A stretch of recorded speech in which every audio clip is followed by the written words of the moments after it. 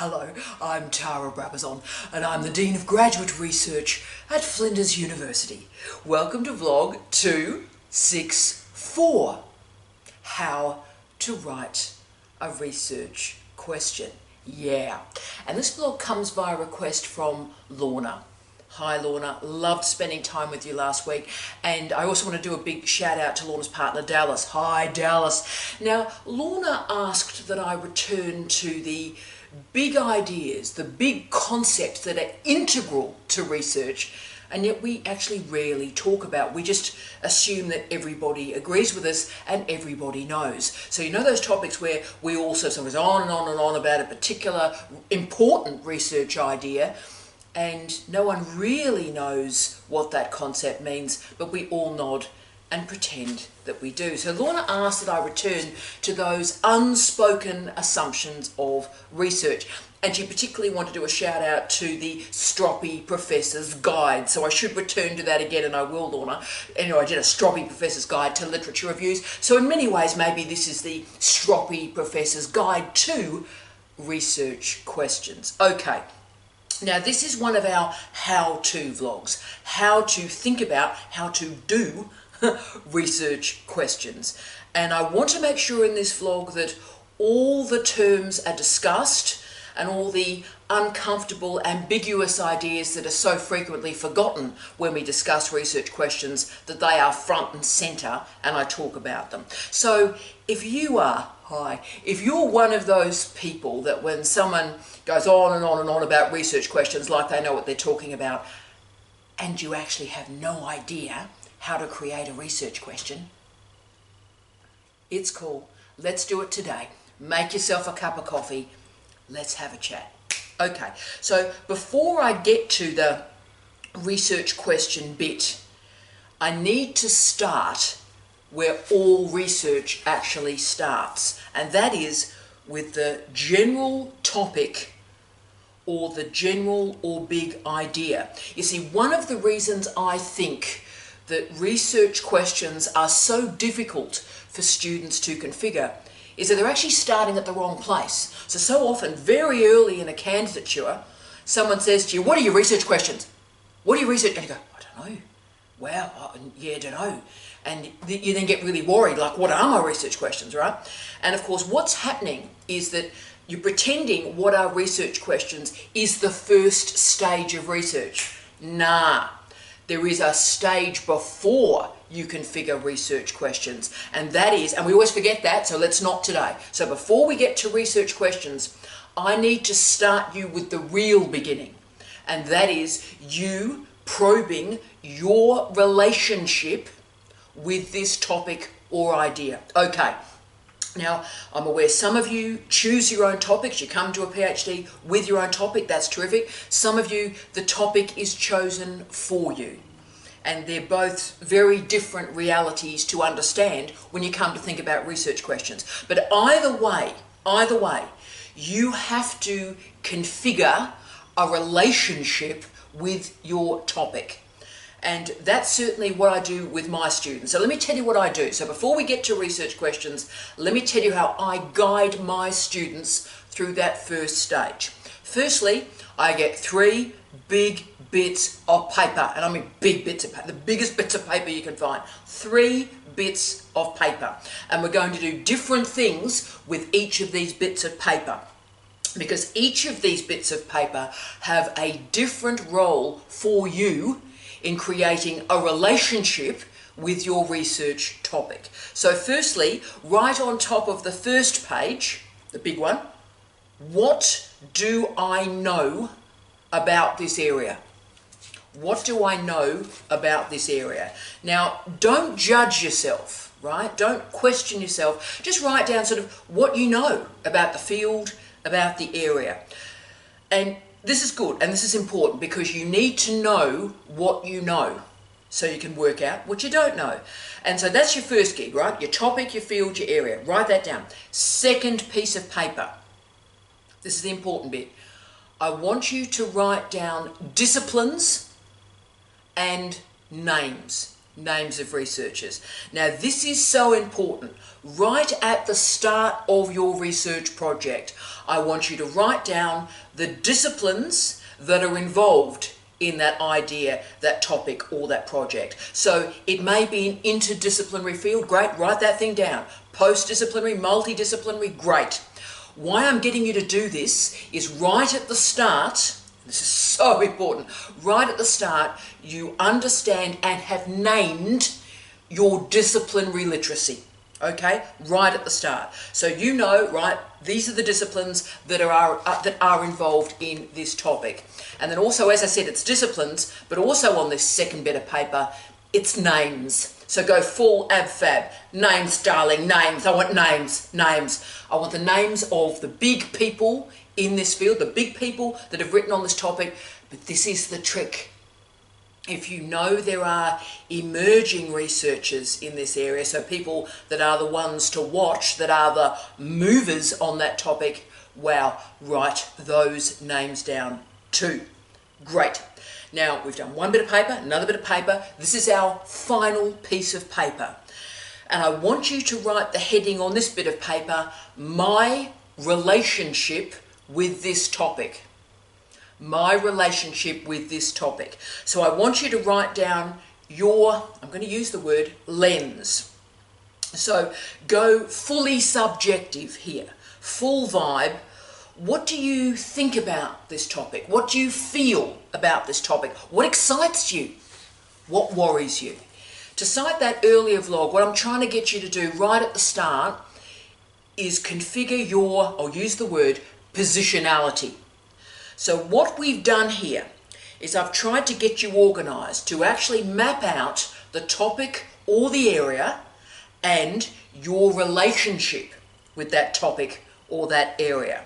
So log what you know about the discipline, tell me about the discipline itself and the big names in it, and finally your relationship with that topic. Yeah, great. So now we've done the first stage. That's the preparation work to get into your research questions. Let's do this. So let's start now with the definitional bit. What is a research question? So a research question is a question that is the center of your research. Now, research questions exist because they allow us as researchers to focus our scholarship, to lead us into our research and writing, through our research and writing, and indeed know when it ends, the ending of the research and writing. Research questions stop us into sort of the drifting into, let me tell you everything I know about a topic. I often, remember when we were all undergraduates, right? And we were doing exam questions and we prep for the questions that we hope we would get, right? And so you'd get a research question in an exam, get a question in an exam, and you know, you wouldn't be too bothered exactly about what the precise question was about. You just write down absolutely everything that you've learnt about that topic, right? And that's what you do as an undergraduate. Here's an exam question. I'm closed, let me just write everything I know and hope for the best. Now, that's great and it probably gets you through undergraduate examinations. But research questions are different. If you will, research questions are a razor through your knowledge system. A razor through your knowledge system. That means they slice and they cut off the bits you do not need. So research questions also ensure that you move from describing an area to addressing and analysing a research problem. So you're moving from description to analysis, yeah. So a research question has particular characteristics. The first characteristic is that it must be clear. That means that the research question doesn't have assumptions within it. So the terms you choose in the research question are as precise and concise as they can be. And the question also has enough detail within it so it is understandable for an audience. That leads to the second important point here. Do not start thinking about a research question until you know who the audience for that research is. Boom. This is the crucial bit. So if you know the audience for your research is going to be 2 or 3 PhD examiners, then certain assumptions about knowledge can be made.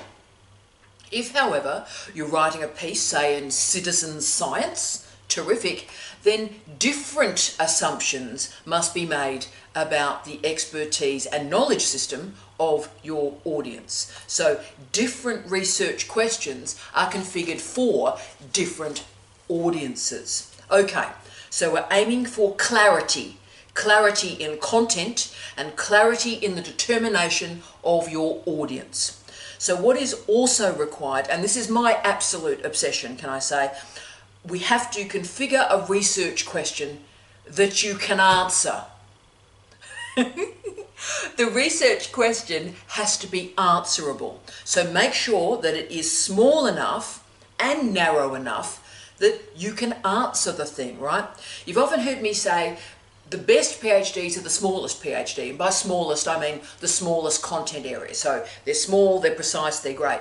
And when I say that, I'm actually offering a proxy.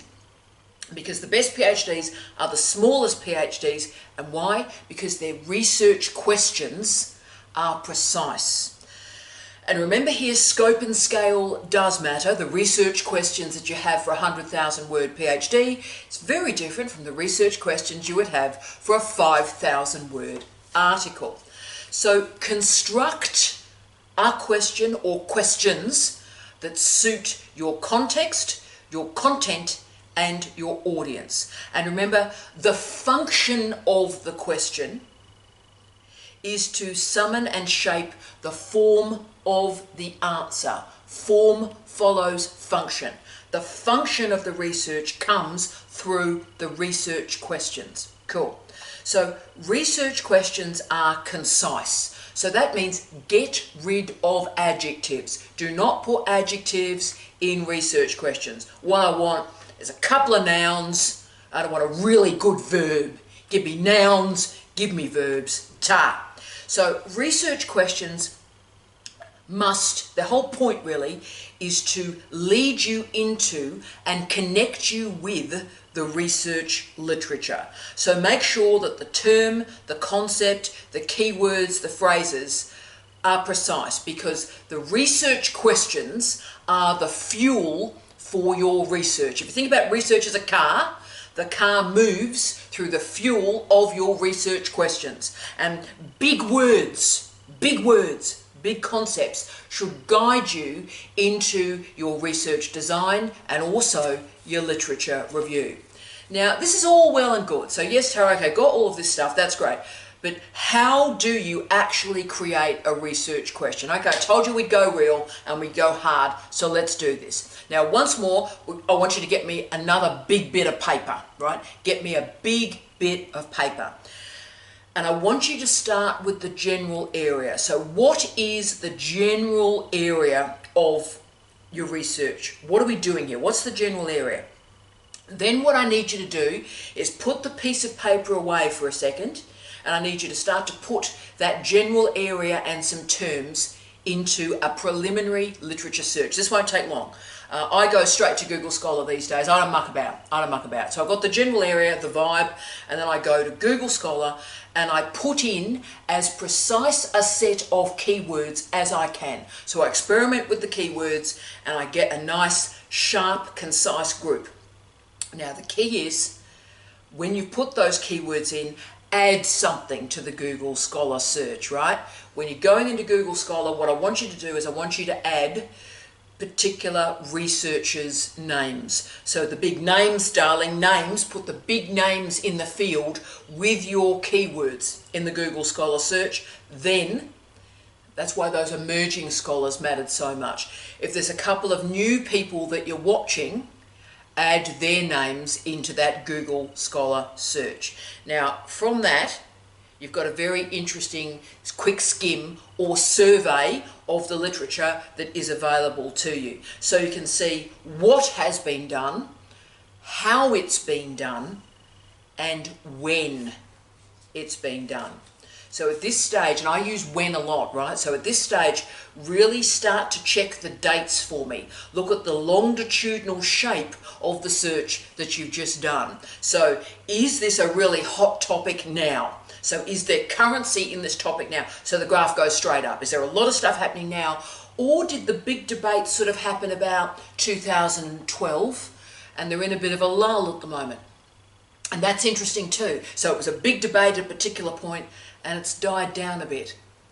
Ask why.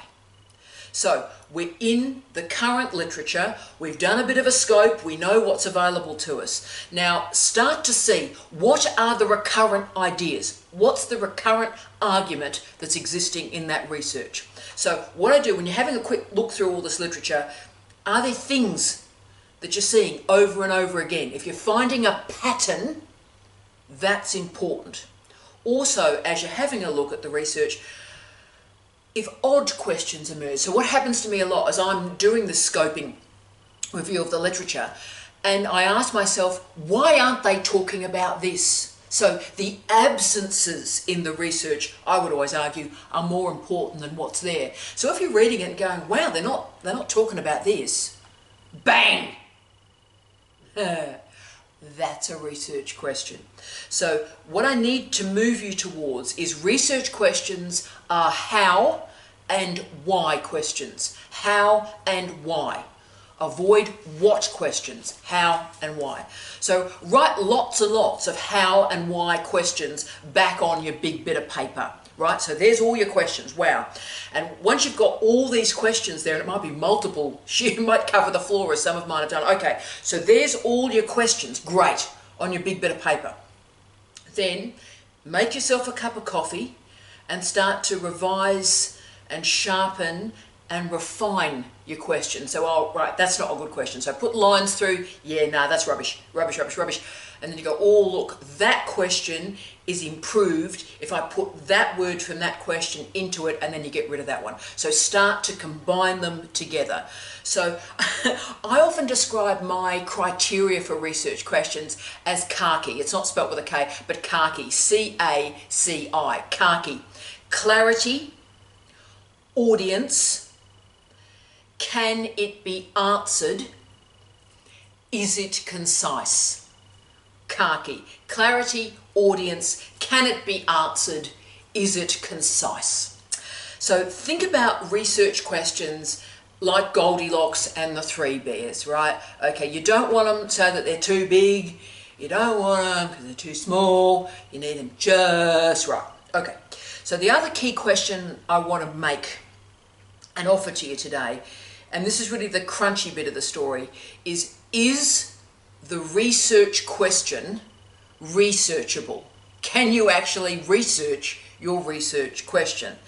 And that means, you know, and this is where I really do critique, and you see a lot of students get into trouble this way, okay? This means if you research questions, if you can only answer it with an opinion or subjectivity or a vibe, so how do you feel about it? Those sort of research questions, really avoid them. Can you construct research that answers that question, right? Is there enough material? And I'm talking about refereed scholarships, scholarly monographs, going into the grey literature. Is there enough material to provide a repeatable, a transparent, and an ethical shape to your argument, right? The question should also point you to analysis. A question should point you to analytical behaviour rather than descriptive behaviour. If the question is asking you how does this thing look like, if it's about description, get rid of that question. And also my final big crunchy one for research questions, this matters a lot to me, particularly now at this stage of my career, to be honest, and that is I try and make sure I always ask a question that I don't know the answer to. If you know something already, then there's no point in researching it. Remember, what you're doing in a doctoral program is you're creating a SOC, a significant, original contribution to knowledge. Now, if you already know it, then you're not creating a significant, original contribution to to knowledge because it's known. The key is also, and in the sort of research I'm doing at the moment, this is quite important for me too, is you don't want to go into research and jump on a bandwagon too quickly.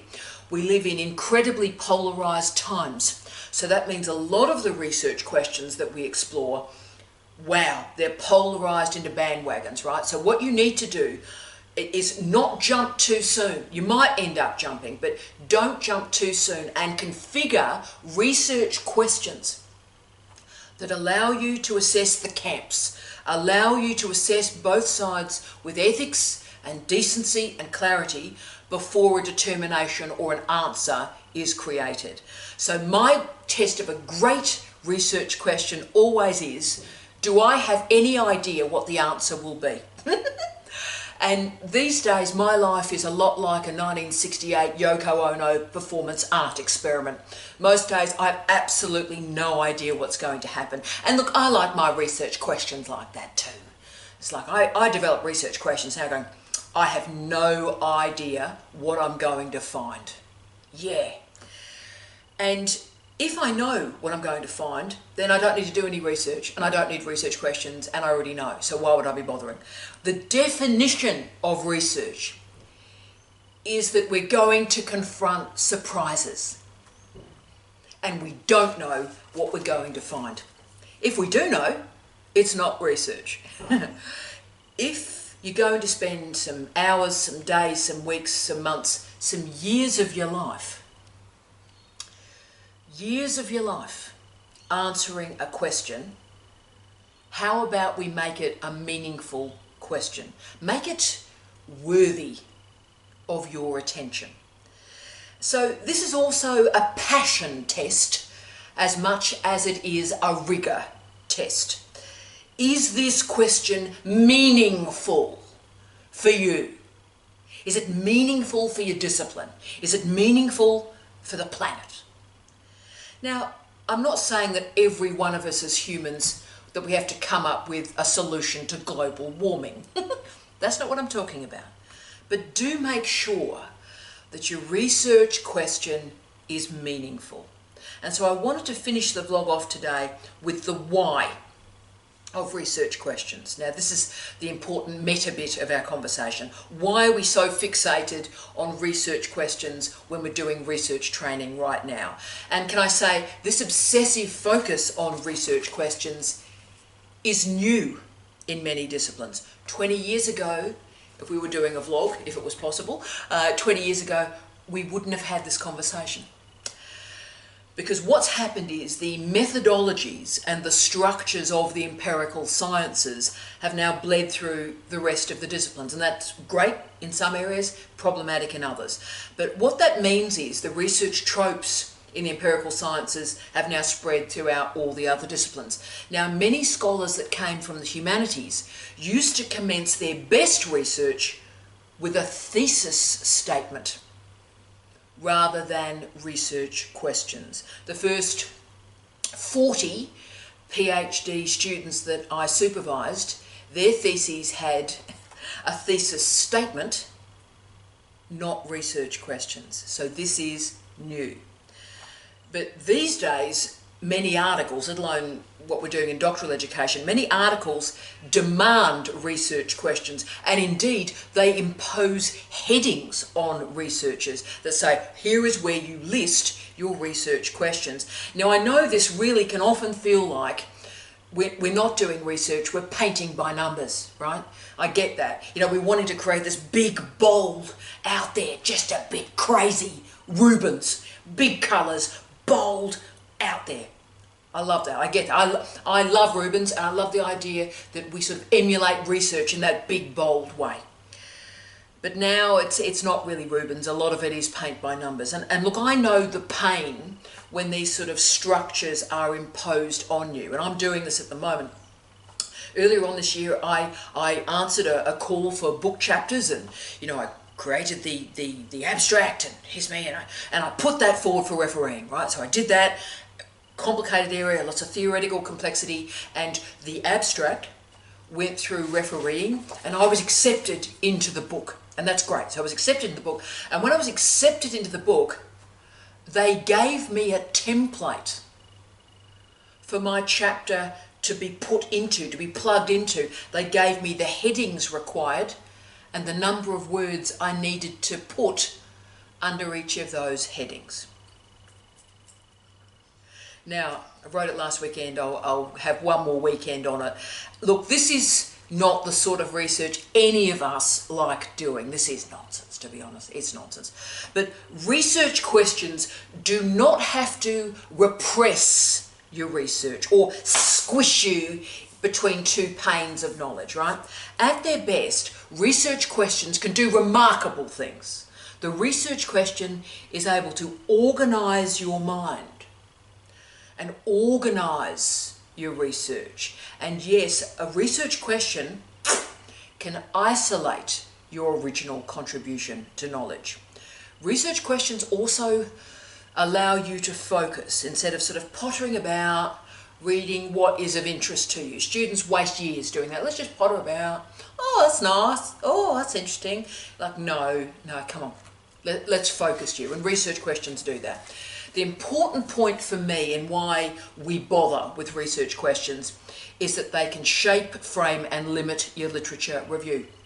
Now this is the important bit, because I have seen so many students waste years on these sort of bonkers literature reviews that, you know, are just so big. They're not answering any sort of research question at all. They just keep one damn name after another. What are we doing here, right? Research questions can organise your literature review. Now, if your questions are too broad, you will be reading forever and it's not a PhD. So find, this is the important bit, find the pithy concept, the pithy idea. Find the new name in the field. And that's the way to shape and organise your knowledge system. So the research questions will also push you into the direction of particular methodology and methods selection. So the questions you write determine the data sets you're going to need to answer those questions. So it also makes statements about whether it's qual-quant, whether unobtrusive research methodologies are going to be useful to you. But the question tells you the type of information you need to answer that question. Now, the worst of research questions only allow you to provide a simple answer. So if your research question allows you to answer it yes or no, that's not a research question. You're playing tic-tac-toe, don't do it. If your research questions only allow you to reinforce an already existing bandwagon within a particular discipline, then it's simply not worth answering or asking that one either. So these questions are often loaded with really problematic terms, so angry verbs and nasty nouns, which have much more in common with keeping up with the Cardassians rather than any sort of research question. But mostly, the most problematic research questions I see are just a bit vague, right? They're lacking focus. And so always ask yourself when you're reviewing your own research questions, what am I trying to do here? What am I trying to do? Active word, do. Research questions can be tough. They really can be. But wow, they do matter. They determine your research design and they shape your decisions about methodology, ontology and epistemology. But you can do this. And what I ask is you start with creating that relationship with your topic. Be curious. Be rigorous. Be imaginative. Be innovative. And I think research questions always remind us about the privilege of conducting research. I wish you love, light and peace. Tea out.